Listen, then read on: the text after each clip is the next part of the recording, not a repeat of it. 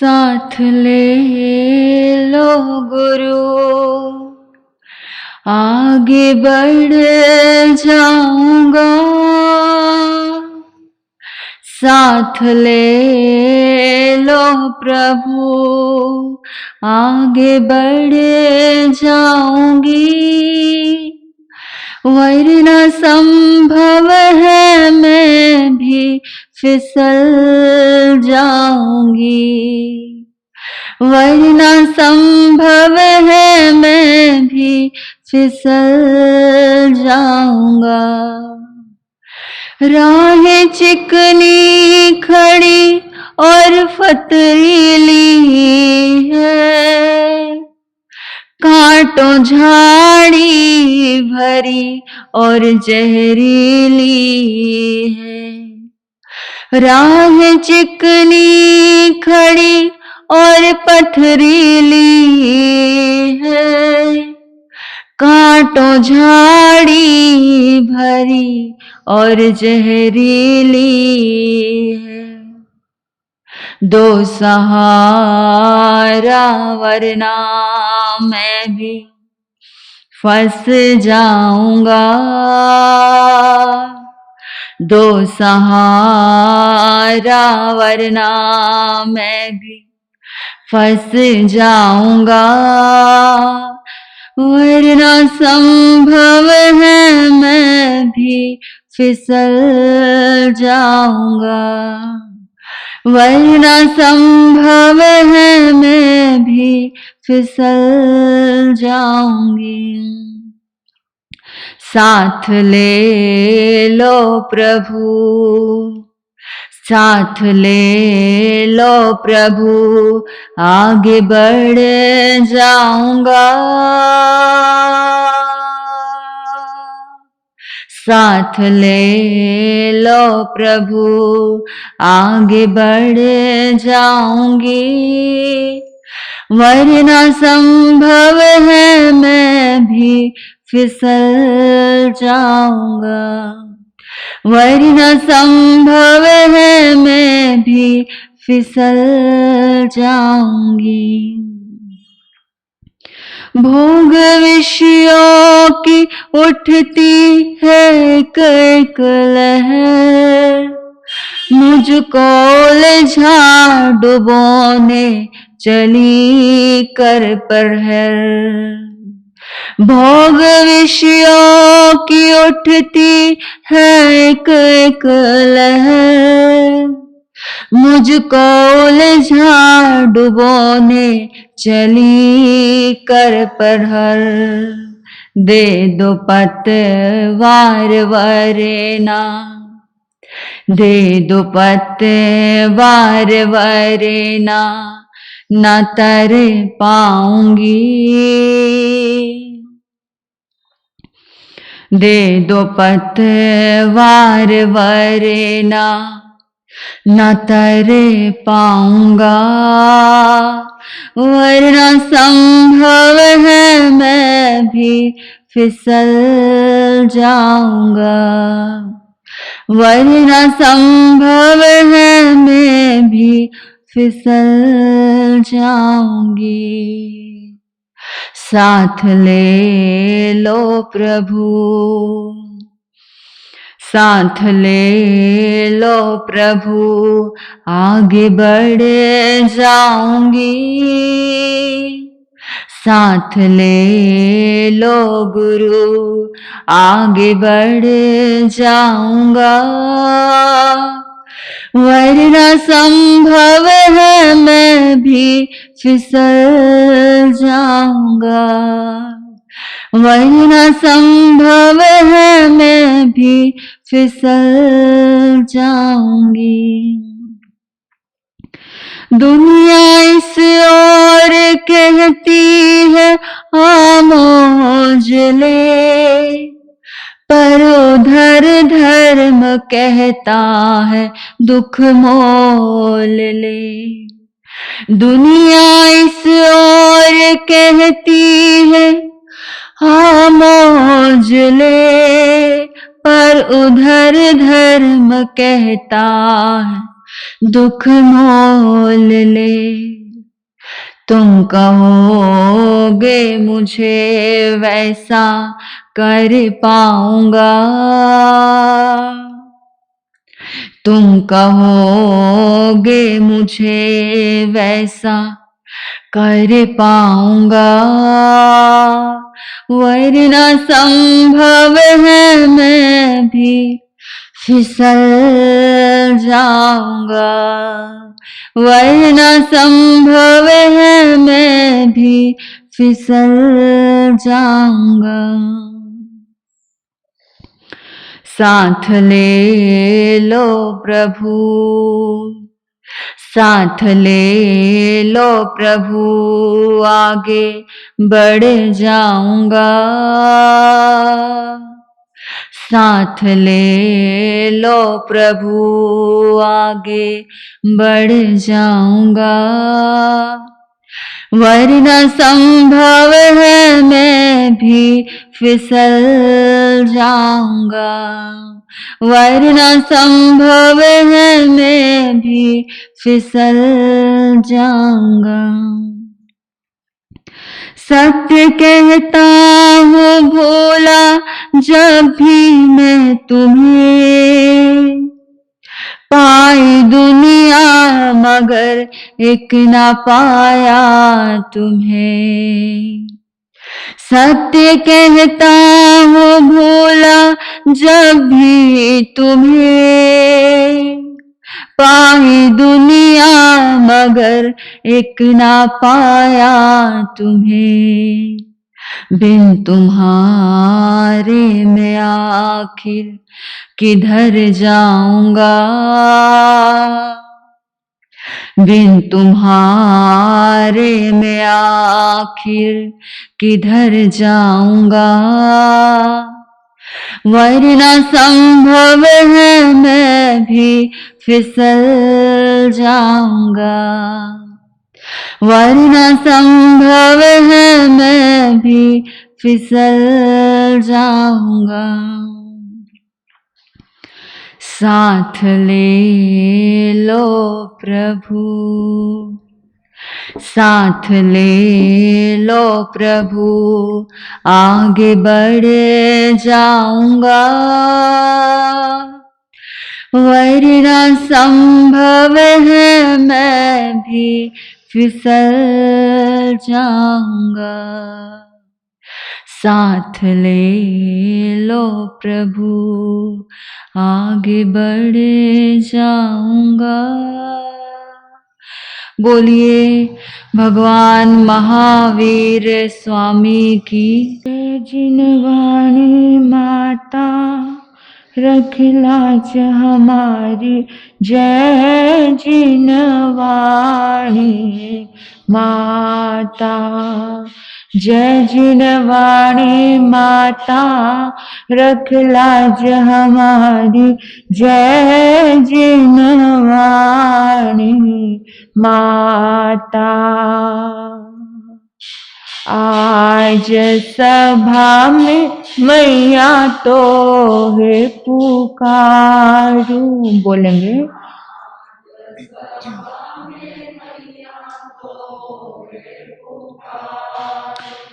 तो है पुकारू मैया, तो है पुकारू,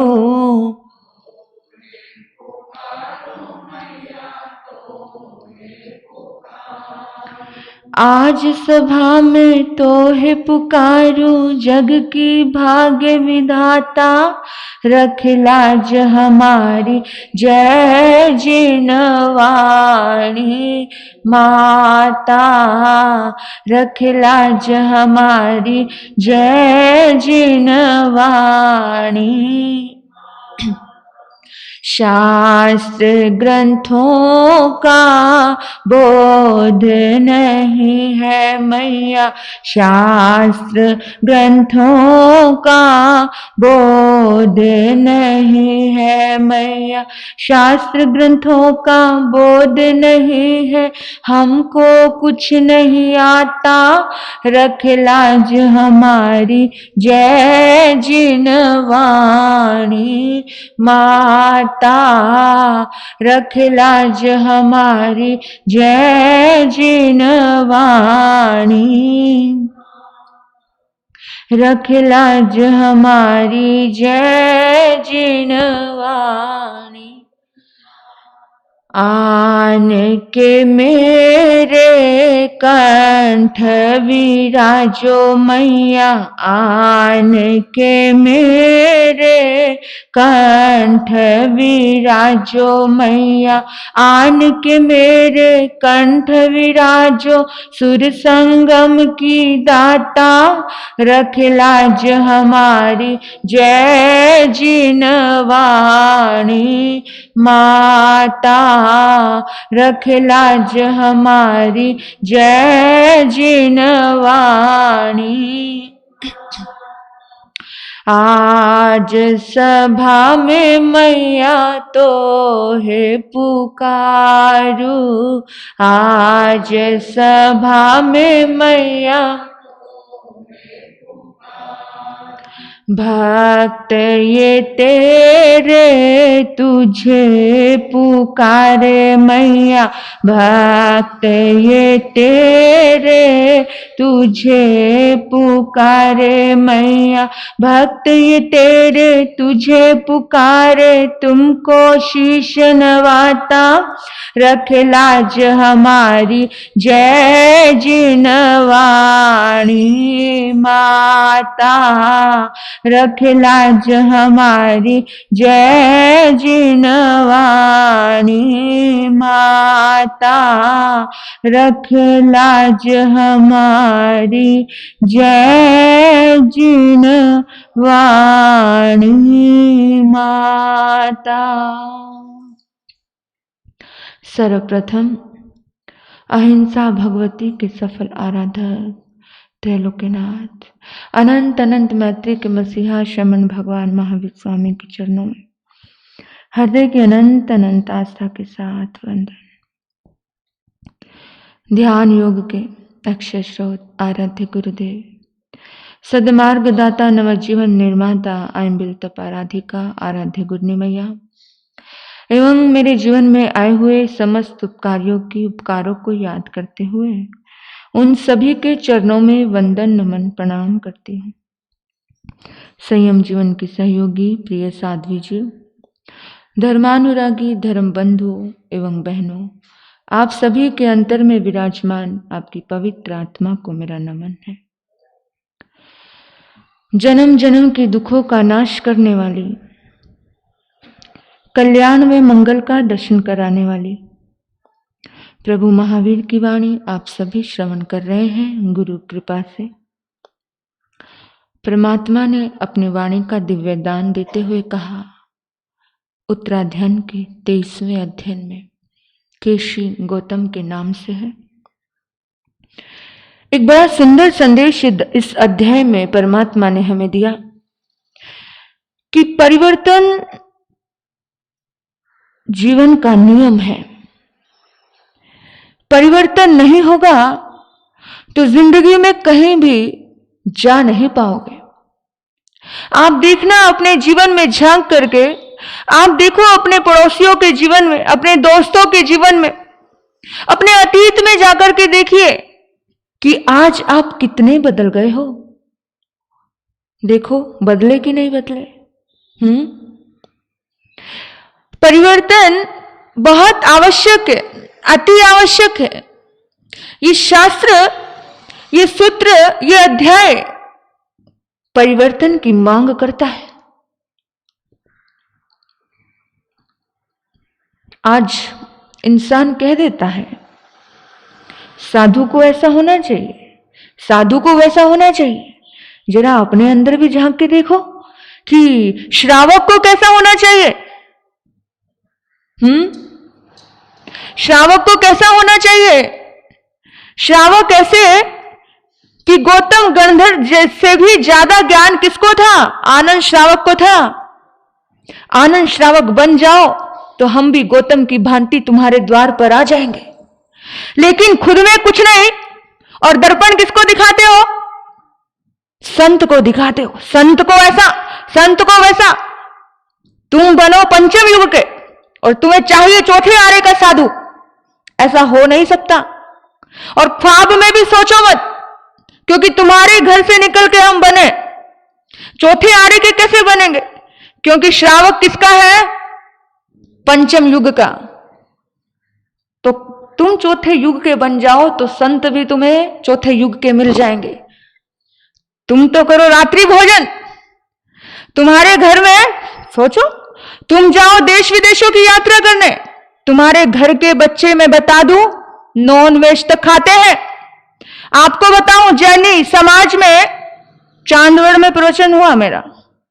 एक ग्रुप बहुत अच्छा, और एक ग्रुप ने बताया महाराज जी ये सारा ग्रुप बिगड़ा हुआ है, चोरी चुपके चांदवड़ जैसे जैन हॉस्टल में क्या कर रहा है? नॉनवेज, अंडा खा रहा है। मैंने उस बच्चे से पूछा कि क्या हो रहा है तुझे? दिगंबर जैन था, लड़का जैन था, और वो तो कितनी ऊंची परंपरा अपने आप को मानते हो, तो कहते हैं कि हम ही क्या है, हम ही एक्चुअली धर्म निभा रहे हैं, बाकी स्थानकवासी और तेरापंथी और बाकी सब झूठा, क्योंकि महावीर नगन थे इसलिए हम नगन है। तुम तो कपड़े पहन रहे हो। यहां एक दूसरे को झूठा साबित करने वाले बहुत बैठे हैं, क्या करें। लेकिन सोचिए, विचार कीजिए कि जब मैंने उनसे पूछा, एक लड़की तुम्हारे पूना हॉस्टल की बात है, बहुत जैन का हॉस्टल, नाम सुना होगा आपने, सूर्य दत्ता। एक हमारा महावीर प्रतिष्ठान में चतुर्मास हुआ था, पूरे बहुत बड़े ग्रुप के साथ हुआ था। तो उस वक्त हमारे कुछ वहां के भी कुछ ट्रस्टी या उस हॉस्टल से जुड़े हुए कुछ लोग हमारे पास आते थे। तो उन्होंने बताया कि महाराज साहब जी, जैन समाज की लड़कियां मिलकर के ऊपर हॉस्टल में ड्रिंक करती, लड़कियों की बात बता रही हूं मैं आपको, ऊपर हॉस्टल में क्या कर रही है? ड्रिंक कर रही है। और अगर उनसे पूछा जाए तो कहते कोई बताने के लिए तैयार नहीं। कहते हमने कह दिया उनको, हमने बोल दिया कि तुम्हारे माँ बाप को बुलाएंगे, तुम सच सच बता दो, तुम्हारी सारी बातें कैमरे में कैद हो चुकी है। वो लड़की पता है क्या करती है, क्या कहती है? कहते बता दो, आई डोंट केयर, बता दो, मैं तो उनके साथ मिलकर के बैठ के भी पीते हैं हम। तुम, मुझे तो लगता है पंचम युग छोड़ करके छठे युग में आ गए, और तुम साधु को देखते हो। आपके बच्चे बाहर जाकर के क्या कर रहे हैं पता है आपको?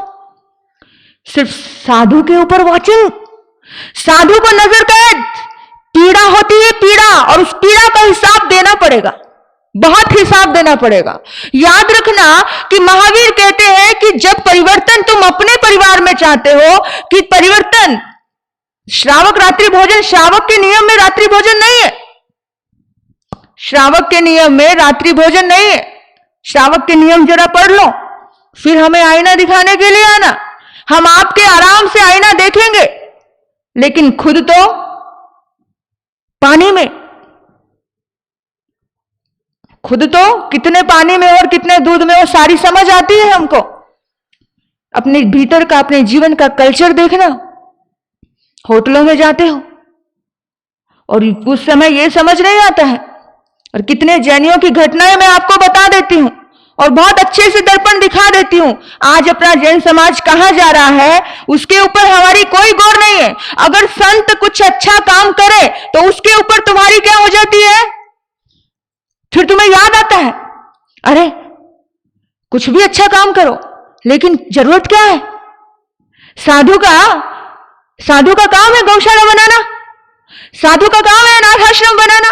आप सोचना, भगवान महावीर में तो वो ताकत थी कि गाय और शेर को अपनी साधना के दम पर वो क्या क्या कर देते थे, बोलो, एक घाट में पानी पिला देते थे। ये महावीर की ताकत थी। ताकत हमारे पास नहीं है, हम ईमानदार लोग हैं, सच्ची बता रहे हैं, ये ताकत हमारे पास नहीं है। हमारे पास एक ही ताकत है कि वो प्रेरणा दे दे, हमारे पास एक ही ताकत है कि अच्छे काम की प्रेरणा दे दे, और अच्छे काम की प्रेरणा देना साधु का ही काम है। साधु मार्गदर्शन देता है, साधु प्रेरणा देता है, साधु का काम है ये। साधु नहीं देगा, जो थोड़ा बहुत बचा है ना इस जैन धर्म, तुम्हारे संतों की वजह से बचा है, नहीं तो ये जीरो हो तुम, जीरो बिना संतों के क्या दिखाओगे? तुम्हारे पास तो ना मंदिर है, तुम्हारे पास तो ना मूर्त है, जो भी कुछ है किसके दम पर है? तुम एक साधु के दम पर ही तो टिके हुए हो, और साधु को ही आईना दिखाने की कोशिश करते हो। जरा अपना आईना देखो भाई।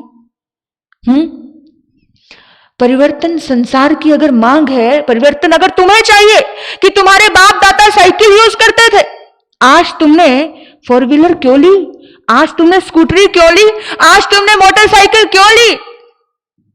तुम्हारे दादा साइकिल पे जाते थे, साइकिल पे ही जाओ ना। क्यों जा रहे हो? क्यों जा रहे हो? क्यों खरीद रहे हो? क्यों परिवर्तन कर रहे हो? तुम्हारी सासू मां हाथ से कपड़े धोती थी, क्यों मशीन लेके आए घर में? हाथ से ही धो ना। तुम्हें चाहिए अपने साथ भी वैसा ट्रीटमेंट करो ना। आपको अगर साधु मार्गदर्शन नहीं देगा तो कौन देगा? साधु को मार्गदर्शन देना बहुत जरूरी है। आज जो भी कुछ अच्छाई टिकी है एक साधु के दम पर ही टिकी है। संत भारतीय संस्कृति का श्रृंगार है। संत नहीं हो इस भारत देश में तो भारत देश को जो ऋषि मुनियों की संस्कृति कहा जाता है, भारत देश में कुछ नहीं बचता है। क्योंकि सब कुछ भारत देश में, सारी परंपराएं किसकी? संतों के दम पर जिंदा है। दिवाली मना रहे हो, राम के दम पर मना रहे हो। हाँ, होली मना रहे हो, प्रहलाद के दम पर मना रहे हो। तुम्हारे सारे त्योहार किसके दम पर हैं? धर्म के दम पर है। सभी त्योहार धर्म के दम पर है। आप चाहो, पुराना जमाना था, बाहर सिर के ऊपर पानी लेके आया जाता था घड़े में डाल करके। गांव में हमने भी देखा है। आज से 20 साल पहले की बात बता रही हूं मैं आपको, क्योंकि 20 साल पहले हमने वो कल्चर देखा। अभी तो 19 साल हो गए। हमारा तो पूरा बचपन और पूरी जवानी धर्म में गई है। पूरा जवानी लुटा दी, बाहर ही लुटा दी, इस धर्म के लिए, उस देश के लिए अपनी पूरी जिंदगानी लुटा दी। लेकिन लुटा कर देखो जरा, और जब तुम्हारा बच्चा आए और संत बनने के लिए तो तुम्हारे इतने मोटे मोटे आंसू आ जाते हैं। नहीं नहीं, बड़ा मुश्किल है, आसान नहीं है। तब तो तुम्हारे दिल में बड़ी कोमलता आ जाती है। बेईमान हो, बड़े बड़े बेईमान हो। ईमानदार बनकर के जीना जरा जिंदगी में। उस घर में जाना है, उस घर में जाना है। ईमानदार बनकर के जियो मेरे बंधुओं। डरो, मैं कहती हूं किसी से मत डरो, लेकिन अपने कर्मों से जरूर डरो। किसी को पीड़ा से भर करके, किसी को पीड़ा दे करके तुम्हें कहीं सुकून आने वाला नहीं। एक संत के अच्छे कार्य पर, एक संत के अच्छे कार्यों पर तुम प्रश्न चिन्ह लगा दो कि क्या संत को कलपता है और क्या नहीं कलपता है। तुम्हें क्या कलपता है अपने आप को देखना जरा। तुम्हें क्या चलता है अपने आप को देखना जरा। तब मुझसे बात करना कि साधु को गौशाला बनानी कलपती है या अनाथ आश्रम बनाना कलपता है। अरे महावीर का तो ऐसा हो रहा था कि महावीर के ओरे में आकर के कितना भी दुखी व्यक्ति था वो सुखी हो जाता था। हमारे पास वो साधना नहीं है, लेकिन हमारे पास वो प्रेरणा है। और हमारी प्रेरणा से जो अच्छे लोग हैं, जो समझदार लोग हैं, उस प्रेरणा पे चलते हैं। करना तुम्हें कुछ है नहीं, जो करता नहीं है वही बोलता है। जो करता है वो कभी बोलता भी नहीं है। जिसको करना नहीं, जिसको दान देना नहीं, जिसे धर्म करना नहीं, वो उंगली करता है। अरे तूने ऐसा क्यों किया, अरे तू ऐसा क्यों कर रहा है, यानी कि अंतराय देते हैं। याद रखना मेरे बंधुओं, किसी अच्छे काम में अंतराय देते हो ना, किसी अच्छे काम में अंतराय देते हो, तुम्हारे काम कभी नहीं बनेंगे। भगवान महावीर ने 8 कर्म बताए। कितने कर्म बताए? 8 कर्म। 8 कर्म में एक कर्म आता है अंतराय कर्म। अंतराय कर्म। उस अंतराय कर्म में चाह करके भी सुख ना मिले। चाहते सुख की पर सुख नहीं मिलता। चाहते कि काम बन जाए, काम नहीं बनता। बनते काम में बाधाएं आती है। आपको लगेगा कि शिखर पर पहुंच गए, पूरे बनते काम में बाधा आ रही है। क्यों आ रही है पता है? क्योंकि किसी के अच्छे कार्य में आपने बाधा दी। समझाओ अपने पतियों को, समझाओ अपने संसार को, समझाओ अपने बच्चों को। ये जरूरी है, किसी के काम में बाधा दोगे और किसी के अच्छे काम में बाधा दोगे तो निश्चित ही बाधा आएगी। आप किसी भी काम में, आप बताओ, आपको मैं बता रही हूं कि किसी की बेटे की शादी नहीं होती। हमने बड़े बड़े धनपति अरबोपति लोगों को देखा, पैसे की कमी नहीं पर बेटे की शादी नहीं हो रही, किसी की बेटे की शादी नहीं हो रही, किसी के साथ बहू का तालमेल नहीं है। अपने घर को देखो ना कि तुम्हारी देवरानी जेठानी का तालमेल नहीं है, तुम इतने इतने दिन तक बोलती नहीं हो एक दूसरे से। तुम अपने घर को देखो, अपने जीवन को देखो कि जब तुम्हारा एक दूसरे के साथ कहीं कुछ तालमेल नहीं बैठता है तब उस पल में क्या करते हो? ढिंडोरा पीटने जाते हो या समझाते हो अपने आप को, या अपने मन को समझाते हो? बोलो।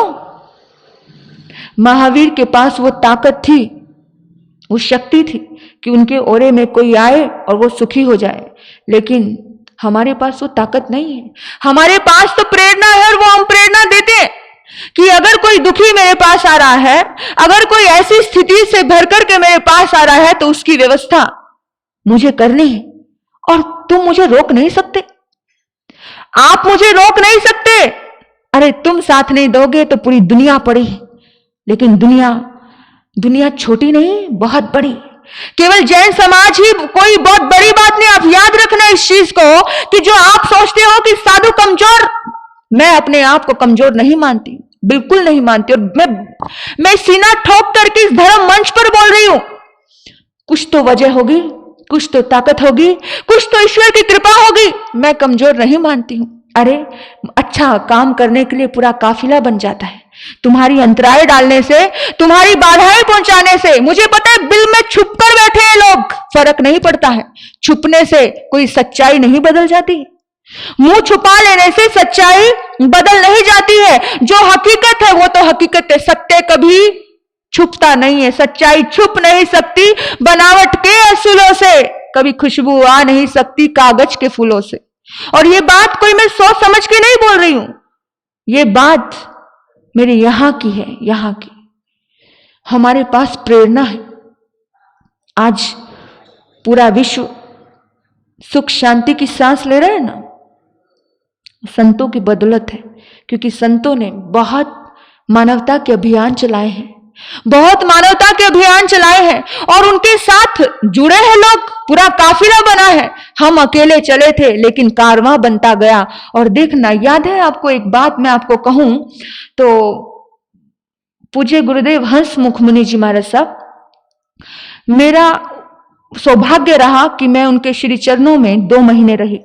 कितने गोंडल संप्रदाय के हैं। जैसे ही मैं गुरुदेव के दर्शन करने जाती तो गुरुदेव मुझे एक ही बात से पुकारा करते थे। गुरुदेव कहते थे, आ गई मदर टेरेसा। गुरुदेव ने मुझे नाम दिया था, बोला आ गई मदर टेरेसा।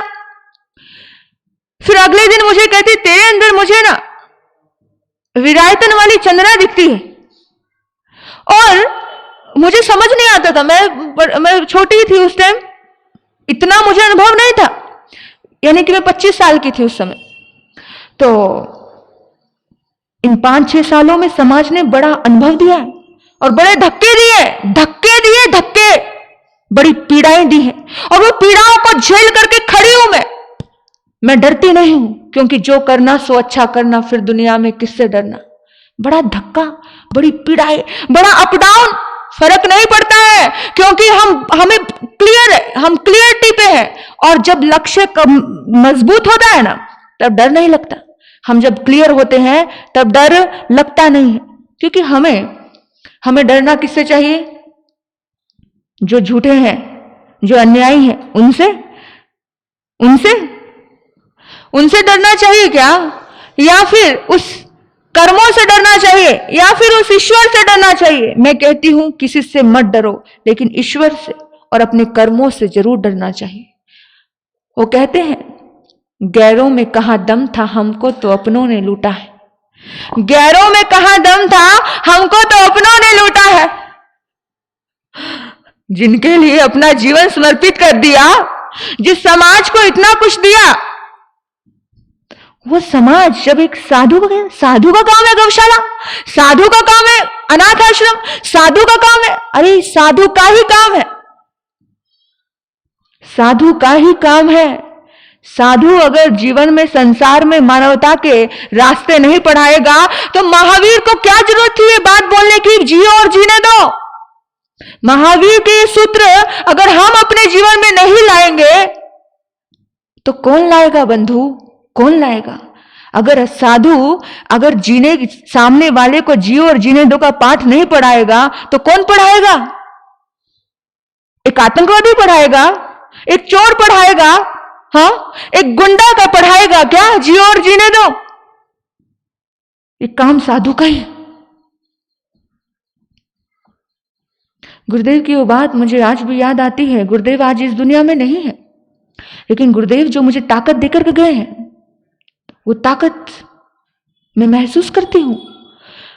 गुरुदेव के नाम से जीवन शुरू किया था, गुरुदेव के धाम से जीवन शुरू किया था, और वो धाम पे बढ़े कदम, उस आश्रम की ओर बढ़े कदम।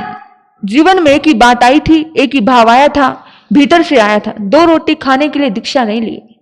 पीड़ा होती है, अरे काबिलियत है ना, और काबिलियत को ढकने के लिए सब लोग पड़े हैं। जब पीड़ा होती है तो मन चीख चीख करके बोलता है, और चीखना पड़ता है क्योंकि सब बहरे, और जब सामने वाला बहरा हो तो चीख करके ही सुनाया जाता है, क्योंकि जब सुन लिया इस कान से सुना दूसरे कान से निकाल दिया तो क्या करें? अपनी बात रखनी पड़ती है, और जो निडर होता है वो अपनी बात रख देता है। अपनी बात रखने में क्या गुनाह? अपनी बात रखने में कौन सी गुनाह? परिवर्तन इस कदर परमात्मा ने कहा कि परिवर्तन करो। आपको बता दूं, भगवान महावीर के शिष्य गौतम, भगवान पार्श्वनाथ के शिष्य केशी श्रमण, ये 2 आत्माएं, केशी गौतम और गणधर गौतम, उनको बोला केशी श्रमण। केशी श्रमण किसके शिष्य थे? भगवान पार्श्वनाथ के शिष्य। और गौतम गणधर किसके थे? भगवान महावीर के। भगवान पार्श्वनाथ को 250 वर्ष हो चुके थे। भगवान पार्श्वनाथ के जो संत थे, वो संत सब तरह के कपड़े पहनते थे, हरा, नीला, पीला। और आज कितनी संप्रदाय, आज भी जो आज हम जिसको कहते हैं ना हिंदू समाज, सारी पार्श्वनाथ की संप्रदाय है। सब पार्श्वनाथ के धर्म को फॉलो कर रही है। और शायद हमारी कमजोरी की वजह से, ये जैनियों के भीतर में जो ईगो है ना, उसकी वजह से एक जैन संत ये कहने के लिए मजबूर हो रहा है, क्योंकि वो है, उन्होंने दुनिया को मिलाना नहीं सीखा। उन्होंने अपने आप को दीवारों में ही कैद किया। छोटे होते गए, छोटे होते गए, छोटे होते गए, मुट्ठी भर हो गए। और आपको कह रही हूं, ये पीड़ा से कहना पड़ रहा है, ये मुट्ठी भर नहीं, ये मुट्ठी कब फिसल जाएगी आपका नामो निशान नहीं रहेगा। क्योंकि बड़ी मछलियां अक्सर छोटी मछलियों को खा जाती। ये सच्चाई है, ये नियम है, ये जगत का नियम है। और सब कुछ तबाह हो जाएगा, क्योंकि तुम्हें समझ नहीं आएगा। तुम्हारे बच्चे कब बुद्धिज्म में कन्वर्ट हो जाएंगे। और अभी तो मैं बॉम्बे थी और मैंने देखा, मैं एक जैन परिवार के घर रुकी, पैसे की कमी नहीं थी। वो बच्चे जब मेरे पास आ रहे थे, वो बच्चे मुझे नमस्ते कर रहे थे। क्या कर रहे थे? नमस्ते कर रहे थे। सिर्फ और सिर्फ उसकी दादी की वजह से मैं उसके बंगलों पे गई थी। उस बंगलों में गई तो उन्होंने मुझे बुद्ध का मंत्र सुनाया। किसका मंत्र सुनाया? बुद्ध का। उसे नवकार मंत्र नहीं आता था। विचार करना मेरे बंधुओं, उन्हें नवकार मंत्र नहीं आता था। आप सोचो कि संत कहां कहां तक पहुंचेगा?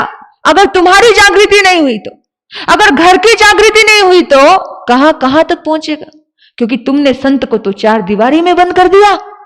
तुमने संत के लिए तो सारे परिवर्तन के दरवाजे बंद कर दिए। किसको बोले? ये पीड़ा बोल रही है, ये भीतर की पीड़ा। और मुट्ठी में रही हुई चीज फिसल जाती है, क्योंकि मुट्ठी बंद करोगे तो फिसलेगी, और तुम बंद ही कर रहे हो। ये आज का प्रवचन मैं चाहती हूं पूरा जैन समाज सुने। क्योंकि सुनना बहुत अनिवार्य है, बहुत जरूरी है। अगर थोड़ा भी बचाव करना है अपना, अपने संस्कारों का, अपने परिवार का, आने वाली पीढ़ी का, थोड़ा परिवर्तन कीजिए। तुम बनो पंचम युग के, साधु को रखो चौथे आर्य का। अरे तुम जिस योग्य हो उस योग्य तुम्हें मिला है, बल्कि तुम और योग्य बन जाओ, तुम्हें और योग्य मिलेंगे। याद रखना, ये इस प्रकृति का नियम है। तुम बोलते हो अच्छे रिश्ते नहीं मिले, अच्छे लोग नहीं मिले, अच्छा गुरु नहीं मिला। अरे तुम जिस योग्य हो तुम्हें उसी योग्य मिला है, तुम और योग्य बन जाओ भाई, तुम्हें और योग्य मिल जाएगा। तुम गौतम बनो, तुम्हें महावीर मिलेंगे। बनो तो सही गौतम, जो बुद्धि ना लड़ाए। लेकिन यहां तो हर काम में बुद्धि लड़ाई जाती है, यहां तो हर चीज में बुद्धि लड़ाई जाती है। विचार करना इस बात का, हम बुद्धि लड़ाते हैं, क्या हम गौतम बन पाए? तुम चाहो कि साधु को हमसे मिलना आना चाहिए, साधु को हमसे बात करनी चाहिए, तो बनो ना आनंद श्रावक। कौन मना करता है?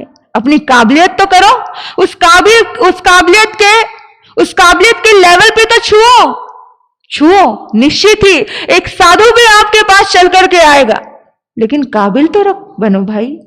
हाँ ना, वो काबिलियत केवल, वो कहते ना अंधा कानून। मैं यही कहूंगी कि यहां पर सब वो अंधे को अंधा ठलेगा तो खड्डे में जाएगा, क्योंकि सब बेहोश जी रहे हैं, सब बेहोशी में जी रहे हैं, होश पूर्वक जीवन जी नहीं रहे। अब दो परंपराएं देखिए आप, दो परंपराएं हैं, एक भगवान महावीर की परंपरा है और एक भगवान पार्श्वनाथ की परंपरा है। ये 23वां अध्ययन हमें फरमाता है कि जब दोनों परंपरा के साधु कैसे मिलते हैं पता है आपको? गोचरी के दौरान मिलते हैं। गोचरी के दौरान मिले। अब साधु ने कपड़े पहने, इन्होंने व्हाइट कपड़े पहने, उन्होंने रंगीन कपड़े पहने, और दोनों भिक्षा के लिए जा रहे हैं, दोनों भिक्षा ही मांग रहे हैं, दोनों गोचरी ही लेने जा रहे हैं। अब नगरी में देखिए, वही नगरी शास्त्रीय नगरी में पधारते हैं, वही शास्त्रीय नगरी जहां पर गौशालक भी है, जहां पर गौशालक का भी मठ है। अतीत में जाओ तो वहां भी तरह तरह के फूल थे। आज अगर तरह तरह के साधु हो तो आश्चर्य करने जैसी बात नहीं है, क्योंकि हर किसी के अपने अपने रूल, अपने अपने नियम, अपनी अपनी राह, अपनी अपनी दिशा। तो शास्त्रीय नगरी में वो दोनों अपनी शिष्य मंडली सहित पधारे। कौन दोनों? हाँ, दोनों पधारे। जब दोनों आते हैं, श्रवण केशी और दोनों मुनीश्वर जब आते हैं तो दोनों गोचरी को जाते हैं। दोनों के शिष्य, दोनों परंपरा है, गोचरी को जाती है, एक दूसरे को ऐसे देख रही हैं ऊपर से नीचे। अब एक साधु थोड़ा अलग दिखे तो ऊपर, मैंने देखा साधु संत ऐसे निहारते, ऐसे देखते जैसे कभी देखा नहीं। साधु को देखता है, ऐसे देखेगा जैसे कोई साधु गुनाह करके आ गया हो। अब वो साधु भी साथ एक दूसरे को देख रहे ऊपर से नीचे, क्योंकि रंगीन कपड़े कैसे है? कलरफुल है। बोला, गौतम गणधर के शिष्य ने बोला, तुम कौन हो? बोला, हम संत हैं। अच्छा संत? ऐसे देख रहे हैं, अच्छा संत? बोला, हाँ संत है। अच्छा किस लिए आए हो? बोला, भिक्षा लेने के लिए आए हैं। अच्छा, अब देखो श्रावक, हाँ श्रावक दोनों को भिक्षा दे रहे हैं, श्रावकों को कोई अंतर नहीं है, श्रावक दोनों को ही भिक्षा दे रहे हैं। वो उधर घर में जा रहे हैं, वो उधर घर में जा रहे हैं। बोला, फिर तुम्हारा उद्देश्य क्या है? बोला, हमारा उद्देश्य मोक्ष है। उद्देश्य मोक्ष है। नियम कितने हैं? बोला, 4 नियम है, 4 महाव्रत है। बोला, अच्छा। अब एक दूसरे से बात, अच्छा तुम कौन हो? बोला, हम भी संत हैं। फिर तुम्हारा उद्देश्य? बोला, हमारा उद्देश्य भी मोक्ष है। अच्छा, भिक्षा के लिए? हाँ भिक्षा के लिए आए हैं। ओके, और कितने नियम हैं? बोला, 5 महाव्रत है। अच्छा चलो, हो गई बातचीत। अब दोनों बातचीत कर ली, लेकिन दोनों के मन में एक दूसरे के प्रति शंका। और शंका काम बड़ा बिगाड़ती है। शंका का समाधान करना चाहिए, जाकर के बैठ करके बात करनी चाहिए। खिचड़ी पकाने से काम नहीं चलता है, क्लियर करना चाहिए। और मूर्ख लोग खिचड़ी पकाते हैं, समझदार लोग क्लियर कर लेते हैं। और क्लियरिटी में विश्वास रखना चाहिए। क्लियर होकर के जियोगे तो जंजाल में उलझोगे नहीं तो इतने जंजाल में उलझोगे कि कभी सुलझ नहीं पाओगे। हर चीज का इमीडिएटली क्लियरिटी और बात खत्म, रात गई बात गई। ऐसे ही नेचर रखो अपनी, दूसरे पल में दूसरे क्षण में वो पल को भूल जाना। और वो क्लियर करना चाह रहे हैं पर मन में घुल रहे हैं, अभी जाकर के अपने अपने गुरु को बोलते हैं। भगवान पार्श्वनाथ के परंपरा के साधु केशी श्रमण को बोलते हैं, गुरुदेव आज महावीर की परंपरा के साधु मिले, वो बोल रहे थे हमारे गुरु का नाम भगवान महावीर है, गौतम हमारे गणधर है, और ऐसा ऐसा हुआ। और इधर कौन मिला, इधर वो गौतम के शिष्यों ने भी सारी बात बता दी कि ऐसे ऐसी हमारी मुलाकात हुई भगवान पार्श्वनाथ के शिष्यों से। केशी श्रमण के शिष्य आए थे और वो बड़े विचित्र थे। जब लक्ष्य एक है, जब मोक्ष है, जब सारी चीजें, फिर इतना भेद क्यों, इतना भेद क्यों? आप देखना, भेद पहले भी था, भेद पहले भी था। अब दोनों के मन में, अब गौतम गणधर के मन में आया कि मैं इन्हें समझाऊंगा, खाली मैं इन्हें समझाऊंगा तो इन्हें इतना समझ नहीं आएगा।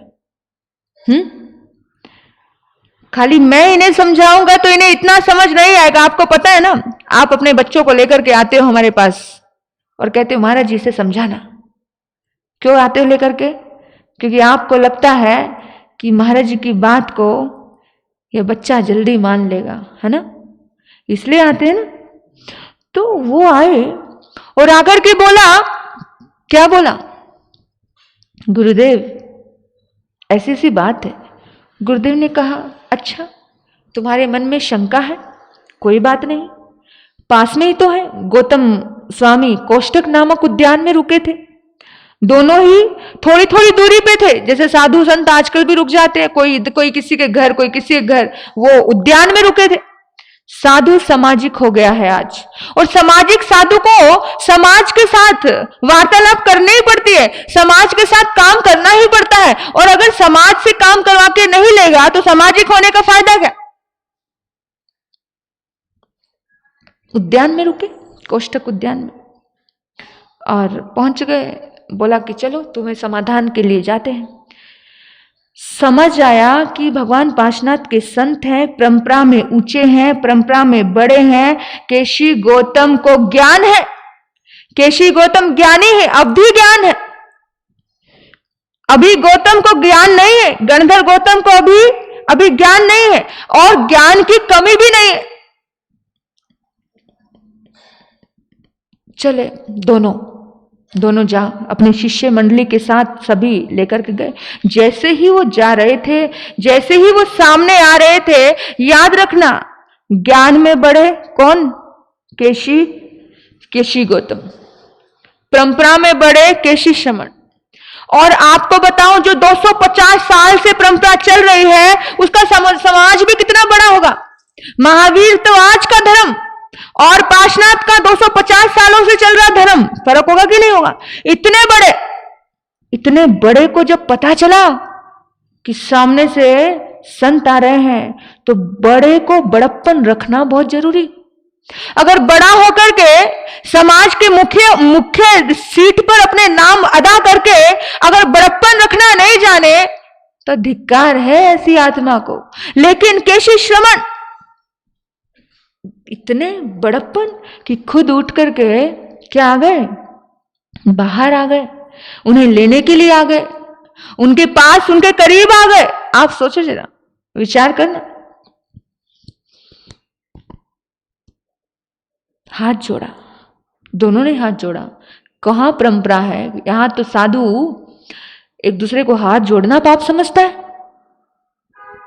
उसके साफ वस्त्र और हमारे मैले वस्त्र, इसलिए हाथ नहीं जोड़ना, हमें पाप लग जाएगा। और यहां तो गौतम गणधर ने ये नहीं सोचा कि उसके रंगीन वस्त्र, यहां कोई रंगीन वस्त्र वाला साधु आ जाए तो तुम्हारी आंखें फटे, अरे ये कैसा साधु है कि नहीं? लेकिन विचार करना, वो तो इतना पुराना जमाना, वहां पर भी इतनी समझ थी। तो कभी कभी इस पंचम काल को जय हो कहने का मन करता है, जय हो महा पंचम काल की। सच कह रही हूं, हाथ जोड़ने का मन करता है कि क्या हाल हो गया। और आप देखो, विचार करो कि वो परंपरा किस तरह से मिलती है। अपना आसन दिया किसने?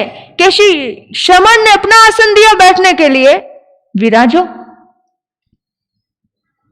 यहां तो वो बैठ गए, वो बैठ गए, कोई पकड़ नहीं थी, कोई आसक्ति नहीं थी किसी तरह की। यहां तो दूसरे के आसन में बैठना पाप समझ रहे थे, दूसरे का आसन ग्रहण नहीं करते साधु, क्योंकि उसको ईगो। जैन संत में एक सबसे बड़ी बीमारी वो ईगो।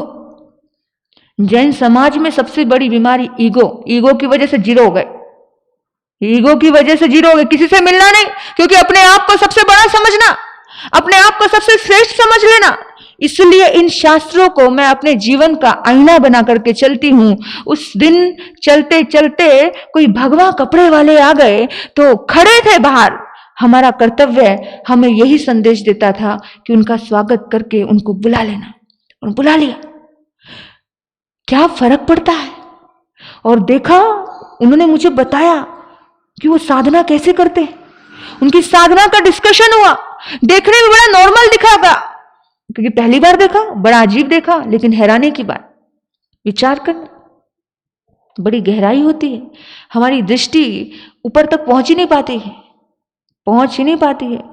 कुछ ऐसे अखाड़े के साधु, ऐसे बहुत सारे साधु, इतना बड़ा त्रिशूल, इतना बड़ा त्रिशूल अपने पूरे अंदर तक ले गया। वो साधु पूरे अंदर तक लेकर के बोला, हम ऐसे ही साधना करते हैं श्वास रोक करके।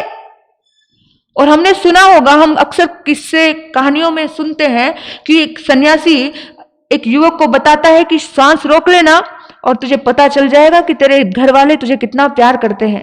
ये सारे जीते जागते के हैं। तो उन्होंने कहा, हम ऐसी साधना करते हैं। अरे इतना बड़ा वो लोहे का त्रिशूल अपने अंदर डाल करके ऐसे बैठ गए हो। यहां तो एक उंगली डालो तो क्या वोमिटिंग आ जाए। डाल के देखो, मेरे सामने नहीं, उस टाइम बहनें भी थी, दुग्गड़ बहन थी, वो था, उनके सामने उन्होंने अपने पेट तक पूरा लोहे का वो डाल लिया। साधना हर किसी के पास होती है, हमें किसी का अपमान करना नहीं चाहिए। अब यहां दोनों ने अपमान नहीं किया। और आज हमारे भारतीय संस्कृति में भगवान पार्श्वनाथ के आज भी साधु है, लेकिन भगवान पार्श्वनाथ वो पार्श्व परंपरा, जैन शब्द अभी पढ़ा है ना, वो जैन शब्द छोड़ दिया। अब जैन शब्द तो अभी नया जन्मा है ये शब्द, उस समय जैन शब्द था ही नहीं। इसलिए हमने किसी को अपने अंदर क्या नहीं किया, अपने आगोश में भरने की चाहत रखी नहीं, और छोड़ते गए। हम जैन, हम जैन, हम जैन, जैन जैन करके वो नॉन जैन, वो नॉन जैन, वो जैन। ये जैनियों की इतनी बीमारी है, शंका की बहुत बीमारी। और शंका का समाधान नहीं हो तो शंका संख्या बन जाता है। संख्या समझते हो, जहर। और जहर केवल मारने का काम करता है, तारने का काम करता नहीं। शंका तारने का काम नहीं करती। समाधान था, गौतम गंधर्व जाकर के बैठे हैं, विराजते और बड़ी अच्छी बात करते हैं। पूछते हैं कि मेरे शिष्यों के मन में कुछ आपसे प्रश्न है, आपसे आज्ञा चाहता हूं, आपसे इजाजत चाहता हूं, आपकी इच्छा हो तो कुछ प्रश्न करूं। समझदार व्यक्ति ऐसे ही प्रश्न करते हैं। जिससे प्रश्न करना है उससे आज्ञा ली जाती है, जिससे कुछ पूछना है, जिससे कुछ ज्ञान लेना है, उससे आज्ञा ली जाती है। एक व्यक्ति मेरे पास आ गया, मेरा प्रवचन चल रहा था और प्रवचन अभी शुरू होने वाला था। तो खड़ा होकर के ना उसने जूते उतारे ना कुछ, और एक प्रश्न पूछा उसने। मैंने कहा, आपका प्रश्न बेशक जायज है, लेकिन आपका तरीका ठीक नहीं है। और जब सत्यता पे किसी को बोलो, सत्य बड़ा कड़वा लगता है। हाँ, लेकिन मैंने कहा, हाँ पैरों में जूते, इतने लोग, आपको पता है कि अभी प्रवचन शुरू होने वाला है, और उस कभी कभी तो ऐसा होता है कि मैंने नवकार मंत्र शुरू कर दिया, मैंने भजन शुरू कर दिया, और सामने वाला कहता है महाराज जी समाइक दिलाओ। समझ आई आपको मेरी बात? अब अपना भजन छोड़ के सामने वाले को समाइक दिलाओ। सोचो जरा आप कि ये एक कॉमन सेंस होती है, हर चीज का एक समझदारी होती है, लेकिन ये समझदारी भी हमारे समाज के लोगों में नहीं है। ये समझदारी होनी चाहिए कि नहीं चाहिए कि अरे भाई प्रवचन भजन शुरू कर दिया है और नवकार मंत्र शुरू कर दिया, और नवकार मंत्र अधूरे में छोड़ के तुम्हें समाइक कैसे दिलाए? लेकिन ये चल रहा है क्योंकि कहीं ना कहीं तो वो बंदा बड़ा समझदार था, उसने अपनी गलती को स्वीकार किया, और फिर हमारी बड़ी अच्छी चर्चा हुई। लेकिन आप देखना कि बड़े सभ्यता से उन्होंने पूछा कि आपसे कुछ प्रश्न करने हैं, आपसे कुछ निवारण करना है शंका का। उन्होंने कहा बिल्कुल, हम भी, हमारे मनों में भी कुछ बातें हैं, हम भी करना चाहते हैं। और एक दूसरे ने अपनी अपनी बात रखी। उन्होंने बोला तुम्हारे 4 महाव्रत क्यों है? हमारे महावीर ने तो 5 महाव्रत दिए। तो किसी श्रमण कहते हैं कि हमने परिग्रह में स्त्री को ले लिया है, और बड़े सरल थे, प्राज्ञ भी थे और सरल भी थे। भगवान पार्श्वनाथ के जो संत थे, सरल भी, संत हो श्रावक हो, श्रावक भी प्राज्ञ भी थे और सरल भी थे। एक चीज बता दी ना तो बड़े अच्छे से समझ जाते थे, उस चीज को बार बार समझाना नहीं पड़ता था। श्रावकों को केवल इशारा दे दिया, उन्हें समझ गया कि गुरु ने कहा क्या है, और उस गुरु को बड़े प्यार से झेल लेते थे। ऐसे प्राज्ञ थे। बोला कि आपको पता है कितनी कितनी स्त्रियां होती थी? 32 हजार रानियां, इतनी स्त्रियां। तो उसको परिग्रह में गिनते थे, मेरी इतनी पत्नियां, मेरी इतनी। तो ब्रह्मचर्य को किसमें कन्वर्ट कर दिया? परिग्रह में। तो विशेष रूप से एक स्त्री को भी परिग्रह मान लिया, और इसीलिए स्पेशली अलग से ब्रह्मचर्य शब्द का प्रयोग नहीं हुआ। भगवान महावीर, आपको मैं एक बात बताना चाहती हूं कि हर युग में हर तरह के लोग रहते हैं। मैं ये नहीं कहती कि उस जमाने में सारे ही सीधे थे, कमठ भी भगवान पार्श्वनाथ के जमाने का था, लेकिन टेढ़ा था ना। तो हर जमाने में सब टेढ़े भी होते हैं। अब भगवान पार्श्वनाथ के जमाने में कमठ जैसे भी थे, लेकिन लगभग जो एक कहते हैं ना कि ज्यादातर लोग प्राज्ञ यानी बुद्धिमान, समझदार और सरल लोग थे। एक बार चीज समझा दी तो बस समझा दी। एक बार समझा दिया ना कि बेटा रास्ते में, एक बार मुनि को समझा दिया कि रास्ते में खड़े होकर के आपको, पहले जमाना था नट नटने का बड़ा खेल हुआ करता था। देखा ना, कोई तार पे चल के दिखा रहा है, कोई आंख से सुई उठा रहा है, ऐसा ऐसा खेल बहुत हुआ करता था।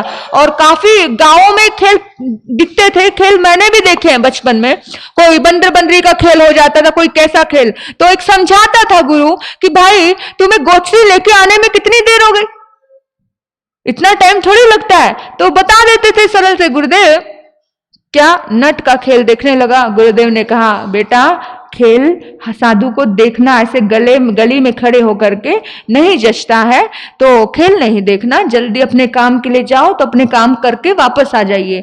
तो उन्होंने कहा ठीक है गुरुदेव। अगले दिन नटी का खेल हो रहा था, तो समझदार साधु उसने सोचा कि जब गुरुदेव ने नट का खेल देखने के लिए कहा तो ये तो लड़की, ये तो नटी है, इसको तो नहीं देखना है। वो इशारा समझ जाते थे और दोबारा उस ओर जाते नहीं थे। ऐसे साधक थे, इसलिए उनमें आसक्ति नहीं थी। वो कोई भी कलर पहन ले, कोई भी कलर का कपड़ा पहनते थे, कुछ भी पहनते थे। वो कहते हैं भगवान पार्श्वनाथ की एक सोच, बेशक सोने के थाली में खाना खाओ, किसमें? बेशक सोने के पात्र में खाना खाओ, पर आसक्ति मत रखो। यहां कहीं भी ऐसा नहीं आया कि तुम्हें किसमें खाना, तुम्हें स्टील में ही खाना नहीं, तुम्हें इसमें ही खाना नहीं, तुम्हें हाथ में ही खाना। वहां ये आया कि तुम आसक्ति नहीं रखो। उनका एक नियम था, आसक्ति नहीं रखनी, तुम जो मर्जी करो। उनको आसक्ति नहीं थी। एक बार समझा दिया ना, छोड़ दिया तो छोड़ दिया। लेकिन यहां महावीर का साधु, वहां वक्र और जड़, उसे एक बार नहीं 10 बार समझाना पड़ता कि बोला बेटा इतनी देर क्या कर दिया? बोला इतनी देर क्या, रास्ते में खेल हो रहा था, नट का खेल। बोला नहीं देखने का। तो साधु सोचता है कि नट का देखने के लिए मना किया है, नटने का थोड़ी किया है, देख लेता हूं। और साधु देखने लग गया। तो ये चीजें देख करके भगवान महावीर ने बहुत इस चीज पे प्रतिबंध लगा दिया।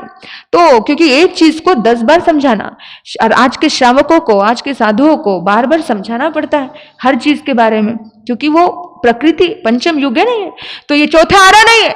तुम चौथे आरे के हो तो साधु भी तुम्हें चौथे युग का मिलेगा, तुम पंचम युग के हो तो साधु भी पंचम युग का मिलेगा ना। तो इसलिए ये चीज रखी है।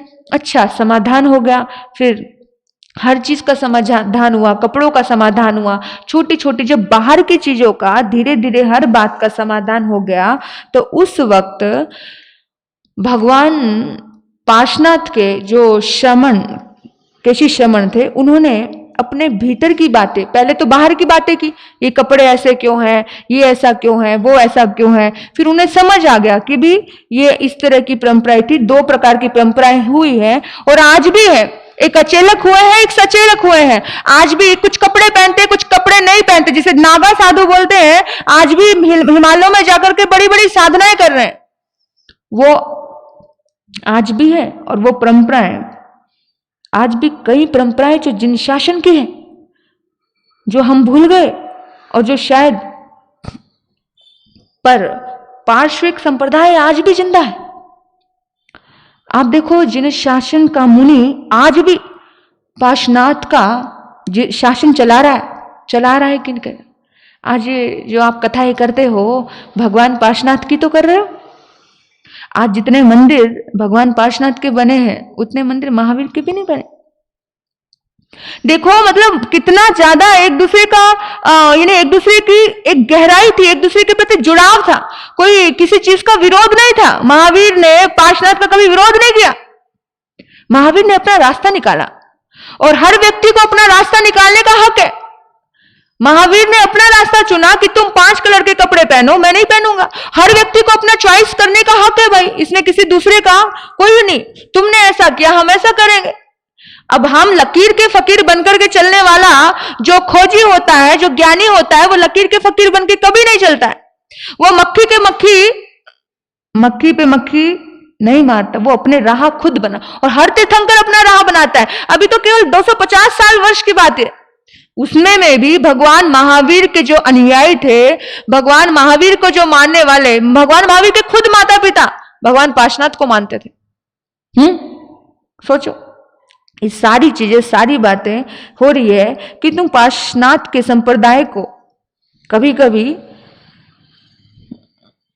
ऐसी कभी बात नहीं की कि तुम बदनाम कर रहे हो, तुम रेशमी वस्त्र पहन रहे हो, साधुओं का आचार ऐसा है क्या, ऐसा नहीं बोला।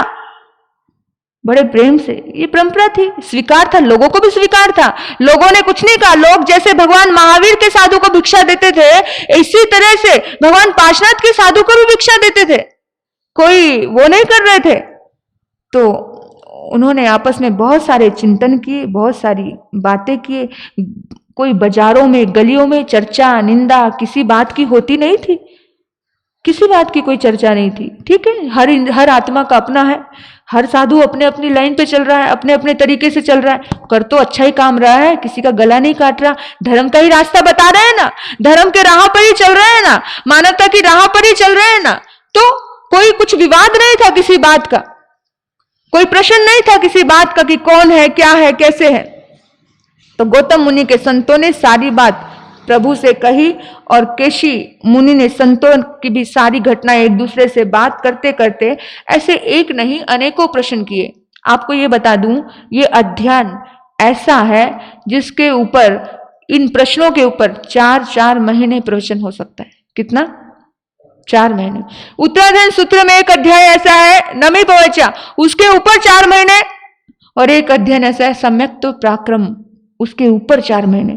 ये अध्ययन ही इतने गहरे हैं, इतने गुड है कि इसमें से मतलब समाधान में से समाधान, समाधान में से समाधान निकलता रहता, इतना अच्छा।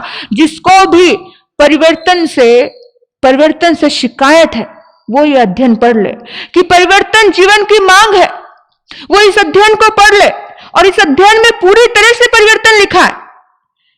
बदलना बहुत जरूरी है, वक्त के साथ बदलना बहुत जरूरी है, और परिवर्तन नहीं होगा तो कुछ भी नहीं होगा, कुछ भी नहीं होगा। जब बहुत सारे प्रश्न उन्होंने भीतर के सुने और भीतर के प्रश्न के बाद उसके बाद उनको एक अंदर की बातें आई। बोला कि गौतम, तुमको मैं तकलीफ नहीं देना चाहता था, लेकिन फिर भी आपसे बहुत सारे प्रश्न किए, मुझे बहुत सारी शंकाओं का समाधान भी मिला। मैं बहुत खुश हूं। जैसे एक सूरज और एक चांद दोनों मिल जाए तो क्या मजा आ जाए। हाँ, एक सूरज, यहाँ शास्त्र में बताया है गौतम चंद्र थे तो केशी सूर्य थे। ये दोनों को उपमा दी है, एक को चांद की उपमा दी और एक सूरज को उपमा दी। दोनों का साधु समुदाय भी बहुत बड़ा था, कोई छोटा नहीं था। भगवान महावीर का भी साधु समुदाय छोटा नहीं था और भगवान पार्श्वनाथ का भी साधु समुदाय छोटा नहीं था।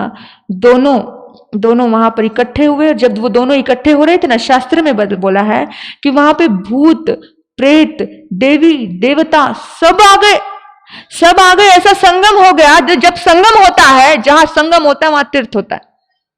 जहां नदियां मिल जाए, 3 नदियां मिल जाए, उसे क्या बोलते हैं? तीर्थ बोलते हैं, तीर्थराज। तो ऐसा सुंदर वार्तालाप वहां चल रही थी और बहुत सारे प्रश्नों का समाधान वहां हो रहा था। और एक एक करते करते उन्होंने कहा कि गौतम, तुम कैसे, किस तरह से अपने जीवन में अपने आप को समझदारी से चला रहे हो? तुम्हारी ये प्रज्ञा इतनी सुलझी हुई कैसे है? तुम इतने मैं देख रहा हूं कि चारों तरफ आग लगी है, चारों तरफ आग है, चारों तरफ दर्द है, लेकिन फिर भी तुम जल नहीं रहे हो गौतम, तुम जल नहीं रहे हो। बोला, मेरे पास झरना है, मेरे पास बरसात है, मेरे पास पानी है। समझे? कौन सा पानी? क्षमा का पानी, प्रेम का पानी, मोहब्बत का पानी। इसलिए मैं जल नहीं रहा हूं। मुझे जलन होती नहीं है, क्योंकि चारों तरफ तो कुछ ना। अब इतना बड़ा हो केशी शर्मा, इतने बड़े वो सामने पहले शिष्य महावीर के कौन? गोशालक। और गौतम को कोई जलन नहीं है। वो बोला कि मेरे भीतर में क्षमा का पानी है, मुझे जलन होती नहीं। मैंने अपने आप को बड़े अच्छे से साधा। फिर उन्होंने पूछा कि गौतम, मैं देखता हूं कि आप अकेले खड़े हैं, आपके चारों तरफ शत्रु है। देखो कैसी कैसी बातें वो पूछते हैं, ये भीतर की बातें पूछते हैं। आपके चारों तरफ शत्रु है, वे शत्रु चारों तरफ से आप पर आक्रमण कर रहे हैं, आपको दुख दे रहे हैं, परंतु आप फिर भी विजयी हो। आपके शत्रु पराजित हो रहे हैं, आपके शत्रु पराजित हो रहे हैं। शत्रु को आपने कैसे जीता? तो गौतम ने उत्तर दिया, मैं शत्रु को जीतना जानता हूं। मैं शत्रुओं को जीतना जानता हूं। पहले मैं एक शत्रु को जीतता हूं, पहला शत्रु, फिर मैं 5 शत्रुओं को जीतता हूं, फिर उसके बाद 5 शत्रु जीते तो फिर मैं 10 शत्रुओं को जीतता हूं। और इस तरह केशी सभी शत्रुओं के लिए मैं विजयी हो जाता हूं।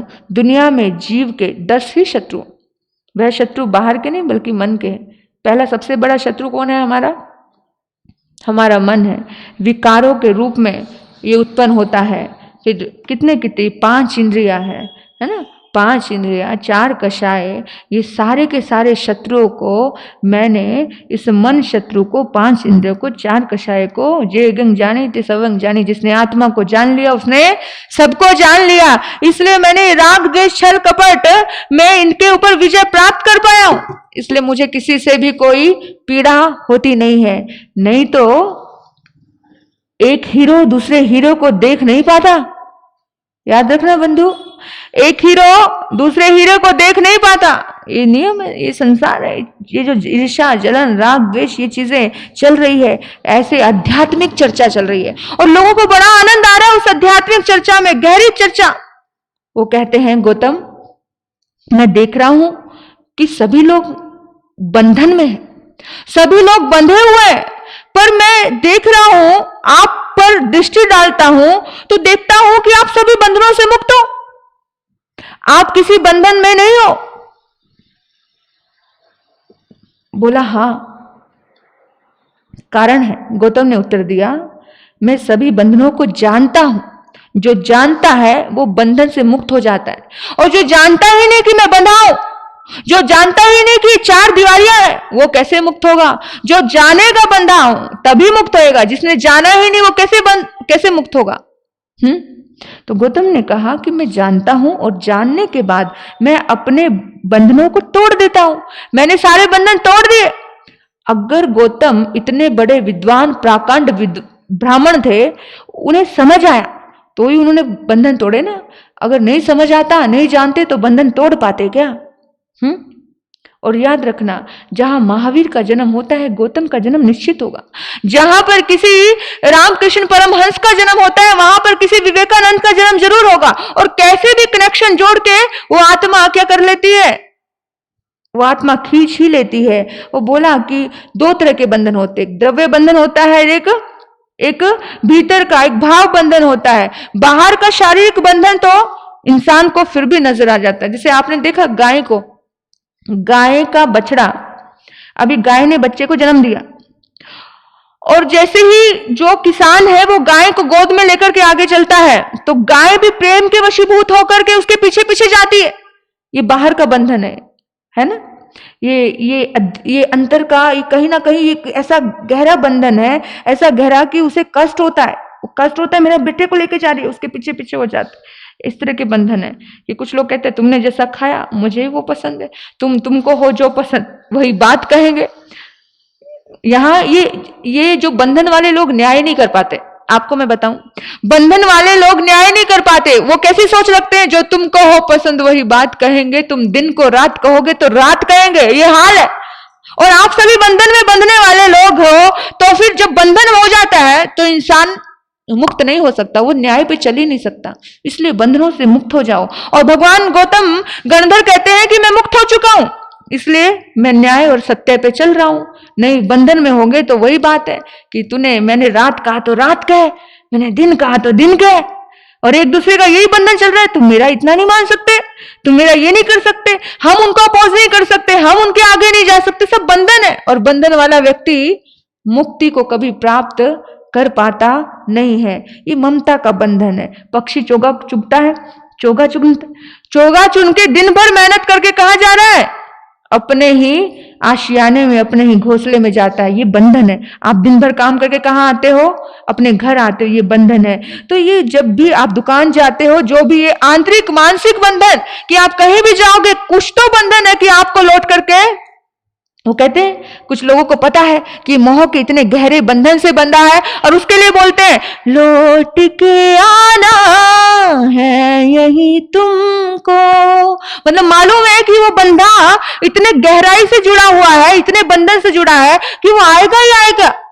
ये बंधन, कहते मैं इन सारे बंधनों से मुक्त हूं, इसलिए मुझे कोई बंधन बांधता नहीं है। और बंधन दुख देता है, और मुझे कोई बंधन है ही नहीं, और जिसको मुक्त होना है उसे बंधन से दूर रहना है। तो फिर पूछा एक और प्रश्न कि देखिए, तृष्णा इंसान को दुख देती है, तृष्णा इंसान को तकलीफ देती है, और मैं देख रहा हूं कि तुम दुखी नहीं हो रहे हो। बोला कि देखिए, तृष्णा रूपी बेल, विष रूपी तृष्णा एक बेल है जो हमारे पूरे चारों तरफ ऐसे मंडराती है और इंसान को विष की तरह दर्द देती है। तो बोला मैं इन सब चीजों को, इन पूरी की पूरी, इसको जड़ को, इसको मूल को, सबको खत्म कर चुका हूं, इसलिए मुझे दुख देती ही नहीं है। बड़े सुंदर से एक प्रश्न किए, और ये सारे प्रश्नों का समाधान किसको मिला? केशी श्रमण को मिला। केशी श्रमण बड़े, लेकिन केशी श्रमण के मन में ये नहीं आया मैं प्रश्न क्यों पूछूं। बड़े होकर के भी जिसके मन में गले लगाने की इच्छा, बड़े होकर के भी जिसको समाधान पाने की इच्छा, आप बताओ, आप कभी पूछते हो बेटा ऐसा कैसे है, मुझे बता। सास अगर बहू को पूछ ले तो ईगो रहती, क्योंकि उसको लगेगा मैं सास और मैं कैसे पूछूं, क्योंकि बहू कह देगी इतना भी नहीं आता। लेकिन गौतम ने ऐसी कोई भाव रखा नहीं। सब एक दूसरे की जब बातें सुनी तो उनके मन में बड़ी ठंडक पहुंची, चित्त में आराम पहुंचा। तो फिर सब लोगों ने, इतने बड़े संप्रदाय ने मिलकर के किसको स्वीकार कर लिया? परिवर्तन को स्वीकार कर लिया। वो भगवान महावीर के धर्म संग में आ गए। भगवान पार्श्वनाथ के इतनी बड़ी संपदा, इतने बड़े साधु कौन से संग में आ गए? भगवान महावीर के संग में आ गए। कितना जोड़ने का काम किया। और हम क्या करते हैं? गौतम गणधर ने जोड़ने का काम किया, यानी कि दूसरे को भी मिला लिया। आसान नहीं था बंधु, लेकिन कितने अपनी अच्छाई से दूसरे को भी अपने भीतर में मिला लिया। लेकिन हम लोग केवल तोड़ने का काम करते हैं। हम तोड़ने का काम ना करके जोड़ने का काम करें, और जोड़ने का काम करेंगे तो हम शिखर पर जा पाएंगे। बड़ा सुंदर ये अध्याय, कैसे परिवर्तन की मांग है, कैसी परिवर्तन की बातें इस अध्याय में है। बहुत प्यारा ये अध्याय, अगर ये जीवन में, ये बहुत बड़ा अध्याय है, बहुत बहुत ज्यादा पढ़ते की पढ़ते खुल सकती है, अपने दिमाग को सीधा कर सकता है ये अध्याय। इस अध्याय को डिटेल से अगर आप वाचना करोगे तो आपको समझ आएगा। तो आपने मुझे सुना, आपके भीतर बैठे परमात्मा को मैं नमन करते हुए ओम शांति। आज के आइंबिल मीराबाई जी लुनिया लंबी आइंबिल तपस्या में हमारी माँ लगी हुई है, उस आत्मा को हम बार बार धन्यवाद देते हैं। हमारे जाप की एक साधना के शिखर पर एक बहन हमारी ललिता जी चोरड़िया, ये दो बहनों ने अध्यात्म रूप से बहुत गहराई से ये पूरे चतुर्मास में हमारे साथ खड़ी रही हैं। तो इनका भी हम हृदय से, ललिता जी चोरड़िया का हम सम्मान करते हैं दिल से, कि लगातार इन्होंने जो एक भाव रखा था, साधु के वचन पे बहुत अच्छे से फूल चढ़ाया है। इनका बहुत बहुत आभार है। भगवान महावीर चरण में कोटि वंदन। यहाँ पर विराजित महासती जी, जागृति जी महाराज साहब तथा वत्सल जी महाराज साहब, उनके चरणों के कोटि वंदन। महाराज साहब का विहार 19 तारीख को है। विहार की यात्रा 19 तारीख को 8 बजे निकलेगी। अभी जय जिनेन्द्र पचकान। आपको सुबह यहाँ पर तैयार होकर के जल्दी आ जाना है। और दूसरी बात, एक धर्म यात्रा, एक धर्म तीर्थ का एक सुंदर, जो संत के साथ कदम उठते हैं वो तीर्थ के समान हो जाते हैं। और शास्त्र को सजा करके लेके आना है, क्योंकि एक अलग तरीके का ये इस बार काम कर रहे हैं हम लोग, कि माता का बहुत हार्दिक एक तमन्ना है कि मेरे आंगन में 32 आगम आए। और ये जब देखा उन्होंने तो उनके मन में एक विचार आ गया कि हमको क्या करना है, ये 32 आगम को आप कितने अच्छे से सजा सकते हो, कितने तरीके से सजा सकते हो। आगम को, टोकरी को तो सजाना ही है, लेकिन आगम को कितने अच्छे से आप सजा सकते हो। आपको कैसा, आपको उसको, जैसे आप किसी को गिफ्ट देते हो तो कितना सजा सजो के देते हो ना, शादी है, विवाह है, पार्टी है, इसी तरह से हमारे धर्म शास्त्र को भी हमें प्यार से सजाना चाहिए। अगर इनको सजाओगे तो सारी दुनिया आपको सजाएगी, और अगर इनको नहीं सजाया तो हम भी बिना सजे हुए, बिना संवरे हुए कैसे लगते हैं। हमें अपने आप को संवारना है, तो धर्म शास्त्र को संवारना, वहाँ पे आपको एक व्यवस्थित रूप से सजाया जाएगा। वहाँ पे हमें अपने बड़े गुरुओं के दर्शन होंगे। आपको इस बात का विशेष रूप ध्यान रखना है कि आपकी सजावट देखी जाएगी, आप किस तरीके से आपने उसको क्या रूप दिया है और आपके भाव क्या थे। इतने तरीके से वहां पर एक व्यवस्थित व्यवस्था से हम वहां रखेंगे। एक एक चीज हमारे युवाचार्य भगवान भी देखेंगे, और फिर फर्स्ट सेकंड थर्ड उसका किया जाएगा और सबको सम्मानित किया जाएगा। जो भी 32 आगम उठाए, मैं ये नहीं कहती केवल बहनें ही उठाएं, भाई भी कर सकते हैं। भाई, जो भाई के घर में, भाई का भी देखो, इंद्र इंद्राणी दोनों ही होते, देव देवी दोनों होते, श्रावक श्राविका, तो दोनों का एक लेवल होता है। दोनों अपने अपने हिसाब से, अपने सभी बच्चों को भी हम कह सकते हैं कि एक यंग बच्चे हैं, इंद्र इंद्राणी बन के, देव देवी बन करके एक सुंदर रूप होगा, एक बड़ा प्यारा। वहां पर एक वैरागन का वरघोड़ा भी हम निकालेंगे, तो एक सुंदर, एक प्यारा एक माहौल होगा, आपको बड़ा आनंद आएगा। और आज के पचखान सामूहिक पचखान है। सामूहिक पचखान में आपको आज 27 बार सभी लोग घर में मिलकर के अपने अपने घर में सभी सामूहिक रूप से नवकार मंत्र का हम उच्चारण करेंगे। एक करने के योग से गुरु महाराज के आगे से मन की धारणा पर त्याग बोशरे बोशरे और व्यासने का पचखान तिरंग प्यारंग स्नंग परंग खम समर्थागुण से सगन मित्र महादेव त्याग बोशरे बोशरे। कल 16 शुक्रवार का उद्यापन है। जिन्होंने अभी तक तपस्या की है, इस व्रत को हम समाप्ति का समय है, तो हम बहुत अच्छे ढंग से प्रवचन के बाद इसका उद्यापन होगा। अच्छे ढंग से एक भाव से आह्वान करते हुए उन्हें अपने आंगन में बुलाएंगे और उनसे क्षमा याचना करेंगे। हमने व्रत के दौरान में बड़े सुंदर भावों से हमने व्रत किया है, और जितना जो यथा योग्य आपकी इच्छा है वो आप उसके लिए निकाल करके, उसके निमित्त से कुछ धर्म प्रभावना, कुछ किसी को भोजन करवाना है उनके निमित्त से, जो आपको यथा योग्य जीव दया करनी है वो आप कर सकते हैं।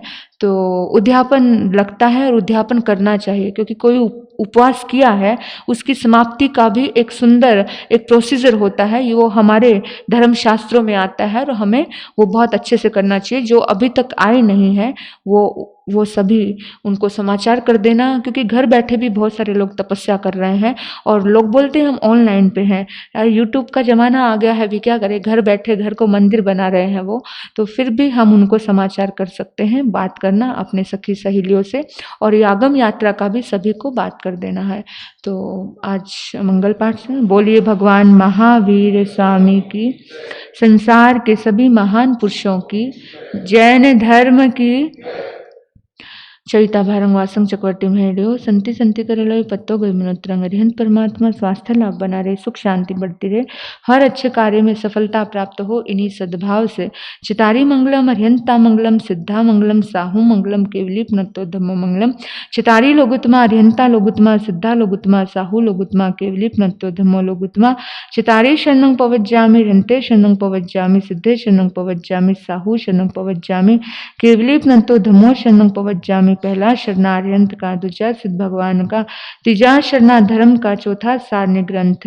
ये चार शरण दुख हरण जगत में, और न शरणा कोई होगा।